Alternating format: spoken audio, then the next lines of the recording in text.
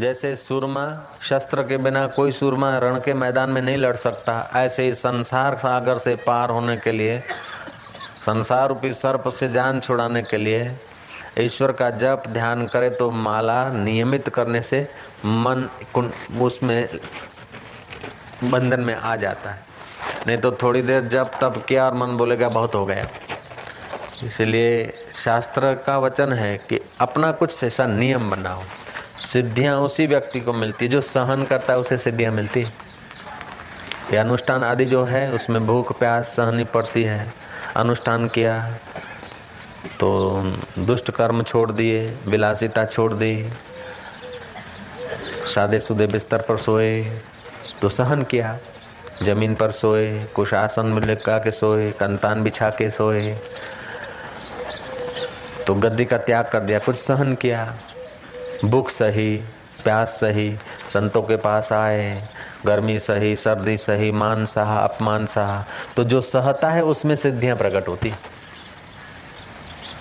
सहन करने से सिद्धियां मिलती है। और जो सहन नहीं करता, थोड़ी बात, थोड़ी देर सत्संग चला, जरा सत्संग में गंभीर विषय आया तो उसका मजा नहीं आया, उठ के चल दिया। उठ के जा के भी क्या करेगा।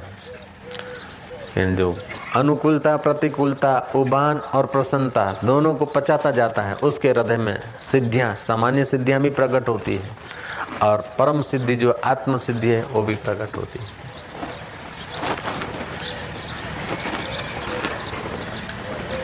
बाका मेला नाम का एक भक्त हो गया संत, नामदेव आदि संत महाराष्ट्र के उस छोटे से गांव में रहते था। बाका मेला, उसके जप करने में इतनी शक्ति थी कि नाम जप शुरुआत तो वैखरी से होता है, लेकिन भगवान जब करवाने लगता है ना तो अत्यंत गहराई से, फिर अस्थियों में भी नाम जप के आंदोलन पैदा हो जाता है। एक बड़ा भारी मकान बन रहा था और मकान कोई कारणवशात गिर गया और उसमें कई लोग दब गए।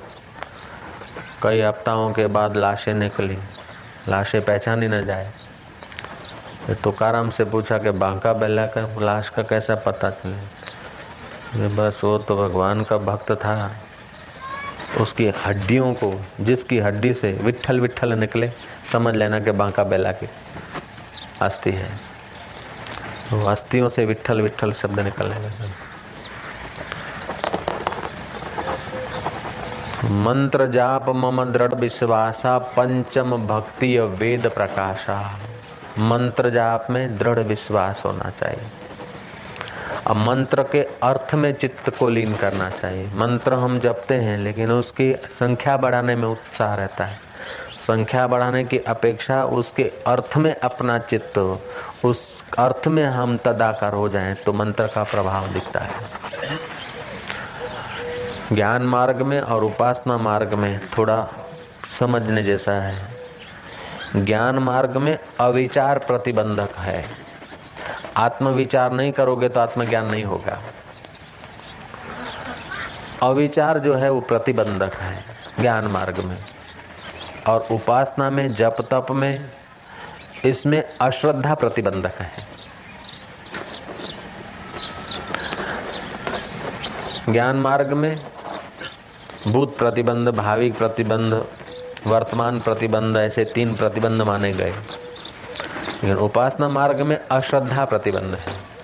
वैष्णवे भगवत भक्तो हो प्रसादे हरिनामनी च अल्प पुण्यवताम श्रद्धा यथावत नैव जायते। अल्प पुण्य वालों को वैष्णवों में, भगवत भक्ति में, प्रसाद में और हरि नाम में यथा योग्य श्रद्धा नहीं होती है। जिसके पुण्य कम होते हैं उनको भगवान के भक्तों में अथवा भगवान में, भगवान के प्रसाद में यथा योग्य जितनी श्रद्धा होनी चाहिए उतनी नहीं होती। जितना साला और गधा शब्द को वो जानते हैं श्रद्धा से, साला और गधा शब्द में जितनी श्रद्धा होती है तो वो भी शब्द, लेकिन साला और गधा शब्द में जितनी श्रद्धा है, गाली के शब्द में जितनी श्रद्धा है, उतनी उनको भगवान के नाम में श्रद्धा नहीं होती, क्योंकि अल्प पुण्य वाला। एक वेदांतिक साधक था, गुरुजी के पास आया, बोले गुरुजी मैंने श्रवण किया, मनन किया नित्याध्यासन किया, अन्वय और व्यतिरेक के ढंग से जान लिया कि मैं आत्मा हूं। अन्वय माना सब में है, जो साक्षी सब अवस्था में है, तो वो परमात्मा का अन्वय पना हुआ। लेकिन अवस्था एक में है तो दूसरी अवस्था उसमें नहीं है। जैसे जागृत है तो उस वक्त स्वप्न नहीं है, स्वप्न है तो उस वक्त सुषुप्ति नहीं है। आप हंस सुखी हैं उस समय दुख नहीं है, और जिस समय दुख है उस समय सुख नहीं है। जिस समय धनवान है उस वक्त निर्धन नहीं है, जिस वक्त निर्धन है उस वक्त धनवान नहीं, जिस वक्त रोगी है उस वक्त आप निरोग तंदुरुस्त नहीं है, जिस वक्त तंदुरुस्त है उस वक्त रोगी नहीं है। तो ये सब व्यतिरेक है, एक अवस्था है तो दूसरी नहीं है, द्वंद्व में। लेकिन इन सब को देखने वाला मैं जो हूँ वो सब में हूँ। जिसने बीमारी को जाना उसी ने तंदुरुस्ती को जाना, जिसने अपमान को जाना उसी ने मान को जाना। तो मान और अपमान आए और गए, बीमारी तंदुरुस्ती आई और गई, बचपन आई और गई, जवानी आई और गई, दिन जागृत है तो फिर स्वप्न नहीं, लेकिन स्वप्न भी आया गया, जागृत भी आया गया, सुषुप्ति भी आया गए। लेकिन आत्मा अन्वय है, मैं जो साक्षी हूँ वो सब में हूँ। ये ज्ञान तो महाराज मेरे को हो गया अन्वय और व्यतिरेक की पद्धति से। आत्मज्ञान तो मेरे को हो गया, लेकिन आत्मज्ञान की जो मस्ती आनी चाहिए, जो निष्ठा आनी चाहिए, जो सहज मस्ती, जैसे जीवन मुक्त महापुरुषों को, ज्ञानवान को हस्तमलकवत बोध होता है। जैसे लड्डू खाया हो तो फिर किसी से पूछना थोड़े पड़ता कि मैंने लड्डू खाया कि नहीं खाया, लड्डू कैसा मीठा होता है। अब लड्डू की परिभाषा जो है ना वो तो मैं जानता हूँ, और लड्डू ही मैं हूँ ऐसा भी मैं जानता हूँ, मेरा ही हृदय में लड्डू छुपा है। ये सब ज्ञान तो है, लेकिन वो लड्डू का भी स्वाद नहीं आया, उस आत्मज्ञान का भी स्वाद नहीं आया। बाबा जी घड़ी भर के लिए चुप हो गए। चुप होने से आदमी वास्तविक सत्य में पहुंच जाता है। और बाबा लोगों को, पवित्र महापुरुषों को तो स्वाभाविक पहुंचना पड़ता है, अपन लोगों को तो जरा मन की कल्पना में भी उलझ सकते हैं। लेकिन जिनको स्वार्थ नहीं है, शुद्ध हृदय वाले हैं, तो स्वाभाविक ही उस वास्तविक गहराई में पहुंच जाते हैं। तो वहां से जो स्पंदन उठता है वो सच्ची बात होती है। बाबा ने कहा कि बेटा तेरा कोई प्रतिबंधक प्रारब्ध है, अन्वय व्यतिरेक से तूने जान तो लिया, तू दृष्टा है, साक्षी है, आत्मा है, चैतन्य है, लेकिन आनंद नहीं आता तो तेरा कोई प्रतिबंधक प्रारब्ध है। जैसे खेड़ान हो गई, खाद पड़ गया, बारिश बरस रही है, फिर भी बीज नहीं फूटता, तो उस बीज पर कोई कंकड़ पत्थर पड़ा है। पत्थर कंकड़ हटते ही वो पौधा, वो सल्ला फूट निकलता है। ऐसा तेरे उस ज्ञान तो है, समझा भी है, और सत्संग की बारिश भी पड़ी है, साधना का ताप भी पड़ा है, लेकिन फिर कोई कंकड़ पत्थर कोई ऐसा जो उस आत्मरूपी पौधे को प्रकट नहीं होने देता। वो हट जाएगा प्रतिबंधक प्रारब्ध, तो ज्ञान का अनुभव हो जाए। वो भक्त गरीब था, महाराज उस भक्त का धंधा क्या था, वो चने बेचता था बेचारा, कोहिर खुमचा लगाता। गर्मियों का मौसम था,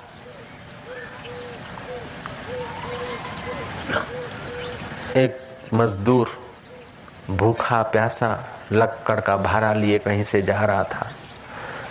पेट में भूख थी, सिर पे बोझ था, चलते चलते वो गिर पड़ा, बेहोश हो गया। खुमचा वाला ने उठाया उसको, पड़ोस के दुकान से थोड़ी खांड लेके जरा शरबत बना के उसके मुंह में डाला।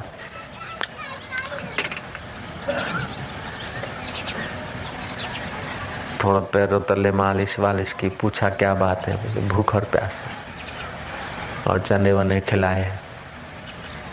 कुछ अपने खुमचे की कमाई में से कुछ उसके गुजारा करने के लिए जरा सा दे दिया। और हृदय में शिवोहम सोहम आनंदोहम सर्वोहम प्रकट होने लगा। आया गुरुजी के पास, गुरुजी ये प्रतिबंधक जो आप बोल रहे थे ये तो मेरा कुछ नहीं, मेरे को तो मैं बस वही हूँ, बस आनंद आनंद आ रहा है। बोले बेटा क्या क्या हूँ? ऐसे ऐसे कोई आया था, अनजान था, कोई परिचय नहीं था, और उसकी सेवा करके स्वर्ग की इच्छा नहीं की थी, वासना करके नहीं, स्वार्थ करके नहीं, लेकिन उसमें भी मैं ही हूँ, ऐसी भावना करके उसकी थोड़ी सी सेवा की। बोले बस थोड़ी सी सेवा की ना, वो जरा सा जो चट्टान थी, जो जरा सा पत्थर था ना, कंकड़, वो हट गया, प्रतिबंध हट गया। तो सोहम सोहम खाली यहाँ सोहम नहीं, सोहम माना फूल को ठंडी लगती है, किसी पशु पक्षी को भी पीड़ा होती है तो अपने को पीड़ा हो रही, ऐसा एहसास होने लग जाता है बात। फिर जो मजा आता है, अद्भुत सामर्थ्य आता है। दूसरी बात, मंत्र जाप में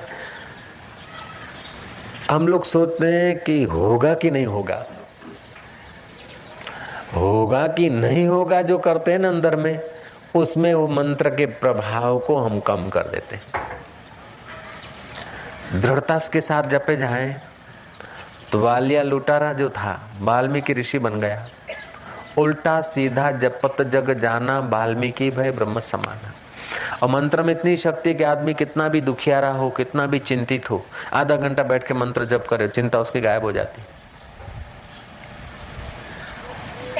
दुख उसके गायब हो जाते हैं। अगर नहीं होते हैं प्रॉब्लम तो मंत्र जपते जपते मंत्र के इष्ट देव को अथवा अंतर्यामी आत्मा को प्रार्थना करे कि भगवान मुझ में बल नहीं है कि मैं तेरे तक पहुंचूं, मुझ में इतनी क्षमता नहीं कि मैं तेरे नाम में श्रद्धा कर सकूं, मुझ में इतना सामर्थ्य नहीं कि मैं तेरे तक पहुंच सकूं। अब तू कृपा कर, मैं जैसा हूं तैसा हूं, नाथ तेरा हूं, तेरा हूं, तेरा।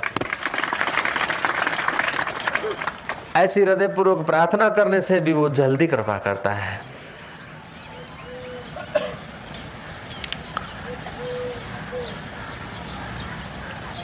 जिस मंत्र को हम जप करते हैं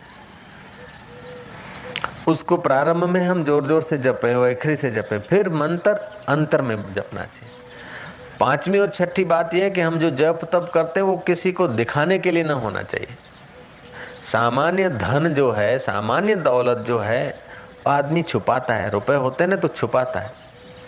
तो बाहर के धन का भी शो करते हैं तो कोई छापा मार लेता है। जयराम जी की ऐसे ही भजन का भी शो न करें। भजन का जब शो करेंगे तो कोई आएगा कि छोकरे पुत्र जेल में है, कोई आएगा फलाना ये है, कोई आएगा फलाना ये है, और स्वार्थी आदमी इर्द गिर्द मंडार जाएंगे और भजन करने का समय खा जाएंगे।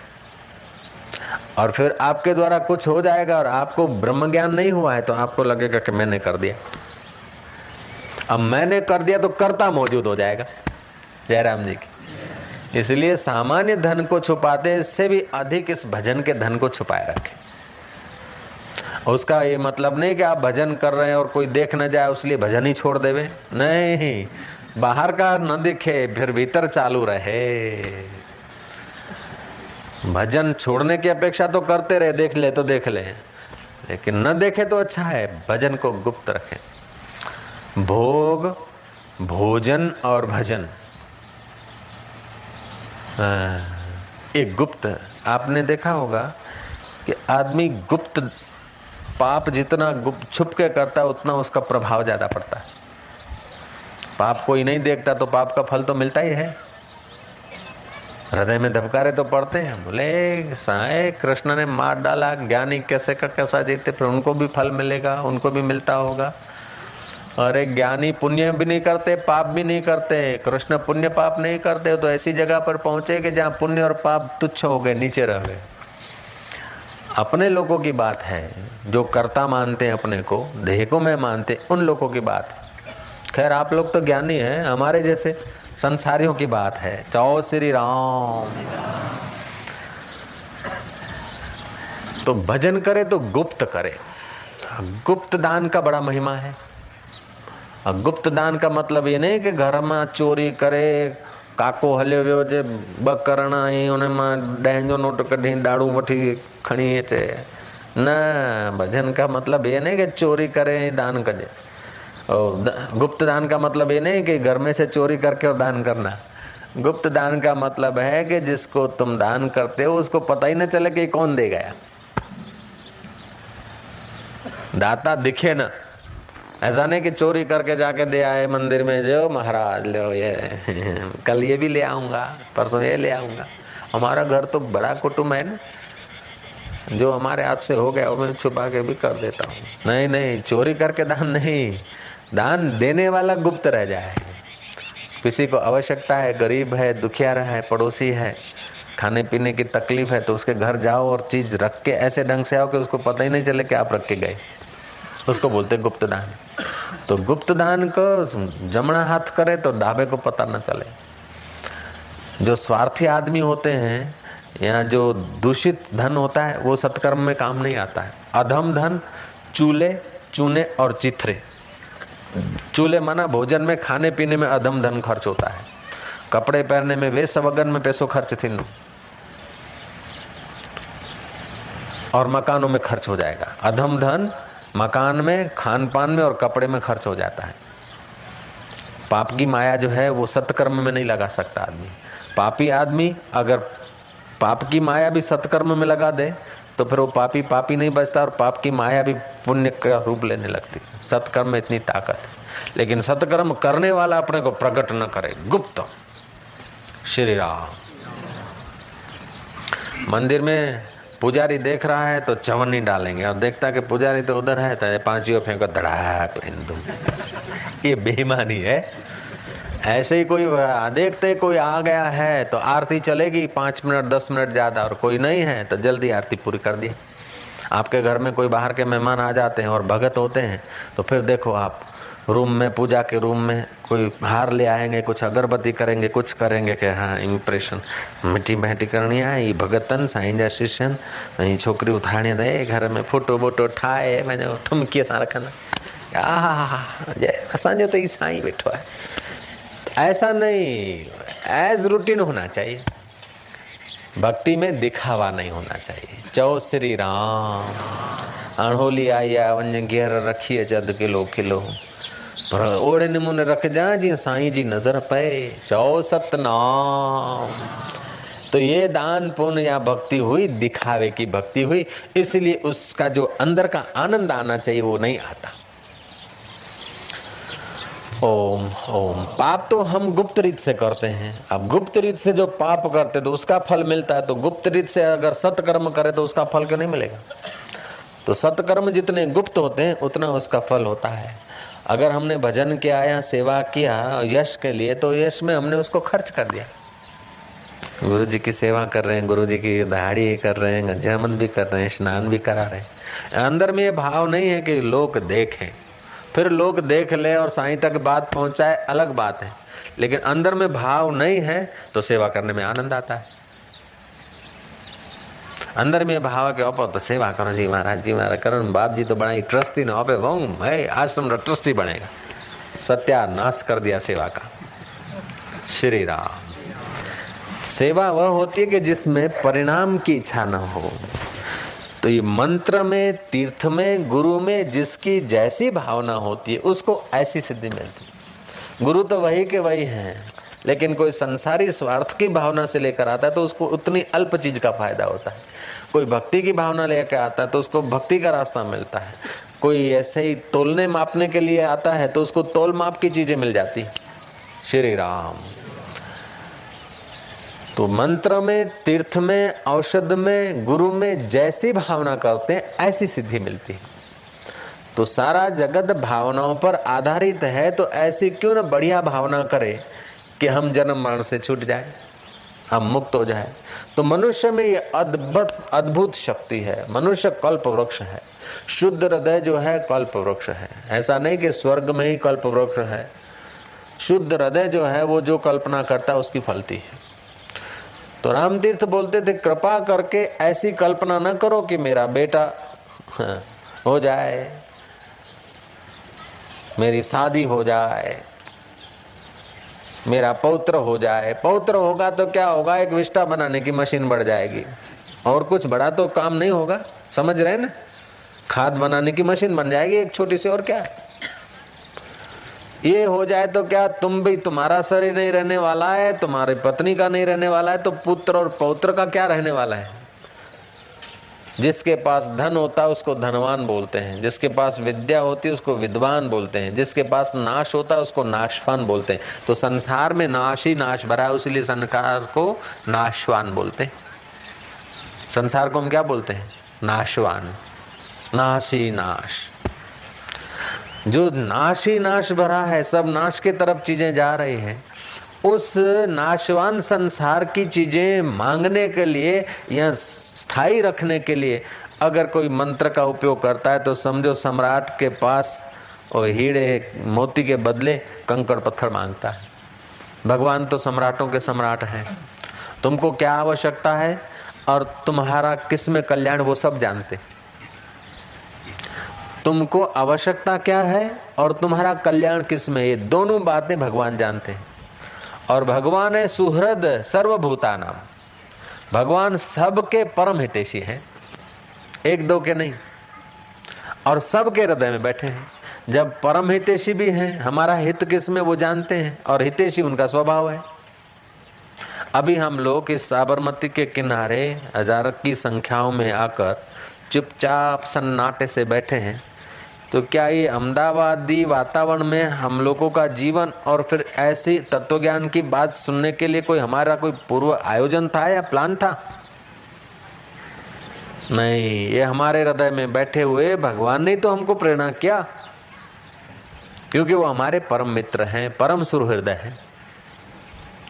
तो हमको किस वक्त क्या चाहिए वो सब जानते हैं। जो सब जानते हैं और समय समय पर देते हैं, फिर मांग के अपनी बेइज्जती क्यों करना? और मांगने वाले से तो वृक्ष भी भय पाते हैं। वृक्षों के नीचे भी कोई आदमी जाके बैठता न तो वृक्ष कांपते कि क्या पता ये कभी पत्थर मार दे, क्योंकि भिखमंगा है। आपने देखा होगा बस स्टैंड पे खड़े रहते हैं या रेलवे स्टेशन पे खड़े रहते हैं, कोई भिखमंगा आ जाता है तो आप प्रसन्न होते हुए भी उस समय आपका मूड ऑफ हो जाता है। और किसी को आवश्यकता है, वो मांगता नहीं पड़ा है, तो आप दो आने के बदले 2 रुपए उसको देके चले जाते चुपचाप। ऐसा आपने तो देखा ही होगा, हमने भी ऐसा एहसास किया कि जो अब मांगने को आता है वो कब यहाँ से हट जाए, कहाँ दूर चला जाए, ऐसा भाव आता है।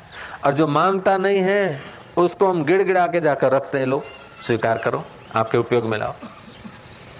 तो ऐसे ही भगवान से मांगे नहीं, भजन तो करें, लेकिन ये नश्वर चीज जो नाशवान संसार है वो चीजें भगवान से मांगे नहीं। तब भजन का स्वाद प्रकट होता है, रस प्रकट होता है।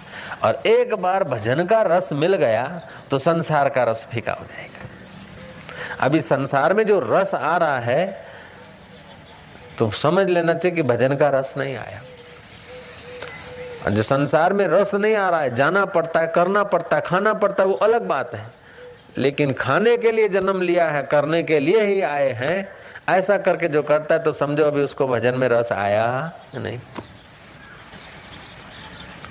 तो भजन करते करते, ध्यान करते करते हमारा रोम रोम शीतल हो जाए। हरि चिंतन करते या कीर्तन करते करते हमको ये पता न लगे कि हम फलाने भाई हैं, फलानी माई है, फलानी हमारी इज्जत है, हमारा बेवई बैठा है, हमारा ये बैठा है। ये हमें चिंतन, अगर ये चिंतन है तो हम नाशवान में बैठे। जो मर जाने वाला है शरीर, उसकी इज्जत आबरू संभाले लिए बैठे। माणू चा चवंदा, बस ये हुआ जो घुस गया, लोग क्या कहेंगे। मीराबाई कहती है कि हे हरि ना हरि थोड़ा तेरे लिए मैं तो लोक लाज त्याजी रे, लोक लाज को छोड़ के मैं आ, लोक लाज त्याजी और हरि को भजा तो हरि की हो गई। अब मीरा के भजन गा के लोग आजीविका चलाते, गुजरान चलाते। ऐसी लागी लगन मीरा हो गई मगन, वो तो गली गली हरि गुण गाने लगी। अब लोग गुजारा कर रहे हैं मीरा के भजन गा के। तो इस प्रकार भगवान का भजन करते समय लोग क्या कहेंगे। मीरा तो नारी थी, स्त्री थी और रजवाड़े में जीने वाली थी। उसने जब परवाह नहीं की तो हम मर्द होकर फिर परवाह करें। ये कीर्तन करते करते हास्य आ जाएगा तो क्या होगा, जरा रो पड़ेंगे तो क्या होगा, जरा शरीर डोलने लगेगा तो क्या होगा। ये हमारा अहम अड़चन लाता है। तो जिस वक्त हमारी जैसी भावना होती है उस वक्त सिद्धि ऐसी होती है, उस वक्त ऐसा ही एहसास होता है कि हम भगवान के हैं, भगवान हमारे हैं। एक बात। दूसरी बात, हम ध्यान भजन करेंगे, हंसेंगे, रोएंगे, नाचेंगे, या चुप बैठेंगे, देखेंगे या आंख बंद करके बैठे रहेंगे, लेकिन जो कुछ करेंगे भगवान के लिए करेंगे।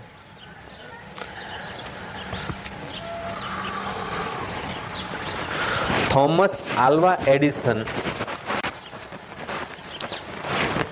खोज करते करते कोई गलती रह जाती और असफल होता चला जाता था, और यंत्र सब जल गए, फिर भी उसने अपना उत्साह नहीं जलाया, अपनी श्रद्धा, खोज की श्रद्धा नहीं जलाई, तो उसने करीब 2000 जितने आविष्कार जगत को दिए।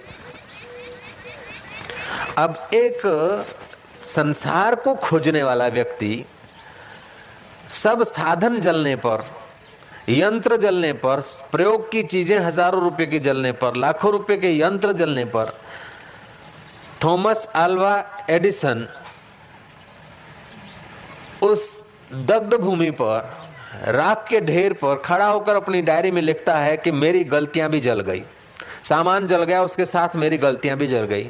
तो ऐसे ही तुम्हारे पाप जले, उसके साथ तुम्हारा अहंकार भी जल गया। ऐसी भावना करके आप ध्यान में तल्लीन हो जाएं।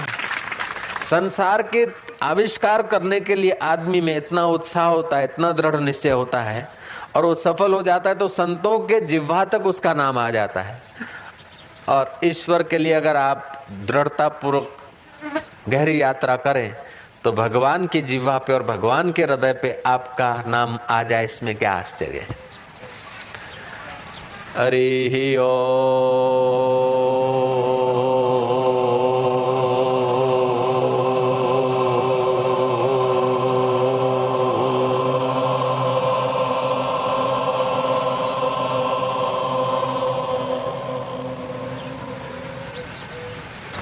दृढ़ भावना करेंगे कि भगवान की करुणा को, कृपा को, भक्ति के पवित्र भावों को, ज्ञान की पवित्र गंगा को हम भीतर भर रहे हैं। अस्तु मां सद्गमया। प्रभु हमें शीघ्र, अतिशीघ्र असत्य से हटाकर सत्य की ओर ले चल, अंधकार से हटाकर आत्म प्रकाश की ओर ले चल। मरने वाले शरीर में जो मैं बुद्धि लगी है उसको हटाकर आत्मा में, सोहम स्वरूप में मैं पना हमारा जगा दे नाथ।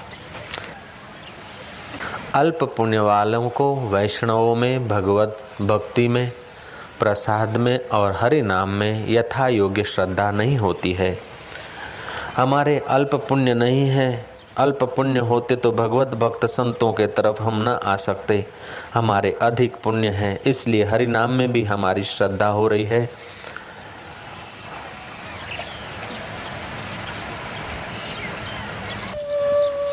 अद्भुत आध्यात्मिक यात्रा हो रही है।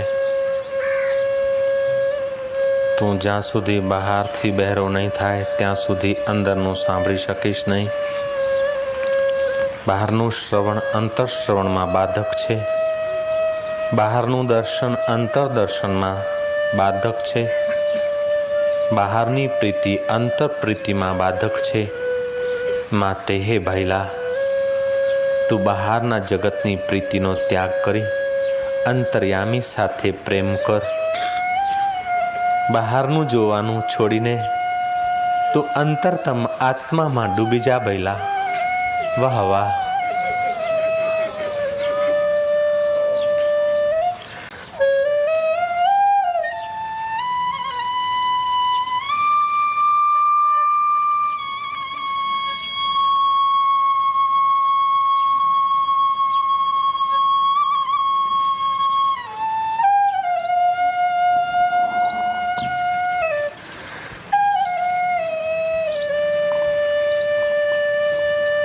परम शांति,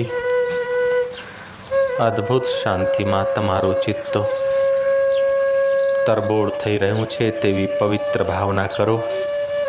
જેવી તમે ભાવના સેવશો તેવી સિદ્ધિ પ્રાપ્ત થશે। નકારો કોઈ દિવસે ભણવો નહીં।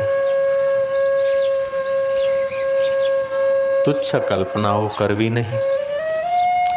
હું પરમાત્માનો છું, પરમાત્મા મારા છે। मैं ईश्वर का हूँ, ईश्वर हमारे हैं। मैं प्रभु का हूँ, प्रभु हमारे हैं।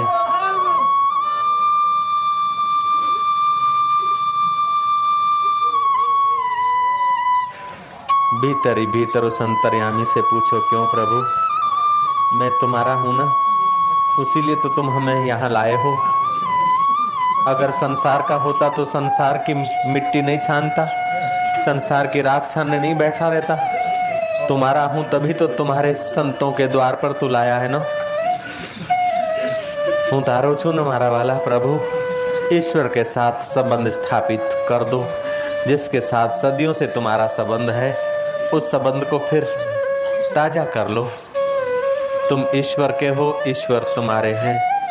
जगत तुम्हारा नहीं था, जगत तुम्हारा नहीं है और जगत तुम्हारे साथ चलेगा नहीं। पत्नी पति तुम्हारे न थे, मकान तुम्हारे नहीं थे, परिवार तुम्हारा न था और बाद में तुम्हारे साथ चलेगा नहीं। वो तो माया का है, माया की चीजें माया में रह जाएगी, लेकिन भगवान तुम्हारे पहले थे, अब भी हैं और बाद में भी होंगे। जो तुम्हारे साथ सदियों से है, उस साथी को बोलो, प्रभु मैं तुम्हारा हूँ। नारायण कहो, राम कहो, ओम कहो, सोहम कहो, उसका कोई भी नाम रख लो। हे प्रभु मैं तेरा हूँ और तू मेरा है।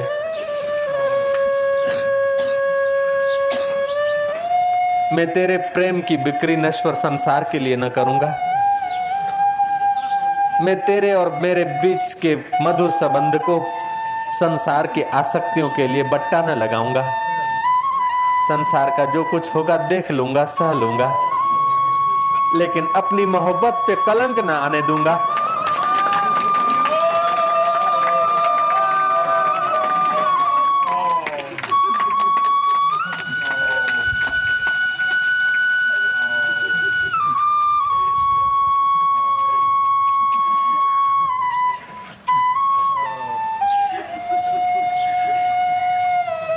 ट्रेन में कोई संत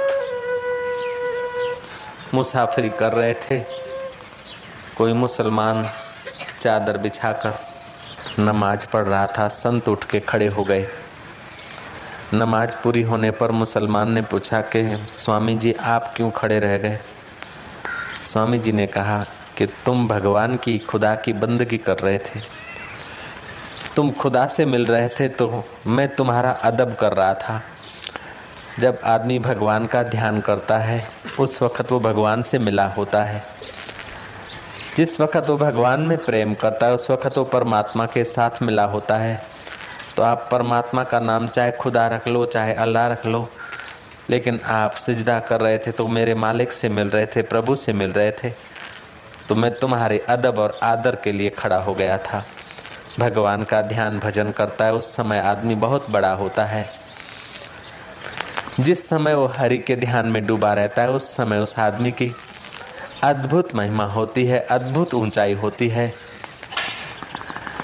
ऊंचे से ऊंचा जो परमात्मा है उसके साथ जो जुड़ा है वो कितना भी छोटा हो ऊंचा हो जाता है। वामन भगवान के हाथ में दंड था, लेकिन वामन भगवान जब विराट हुए तो दंड भी विराट हो गया।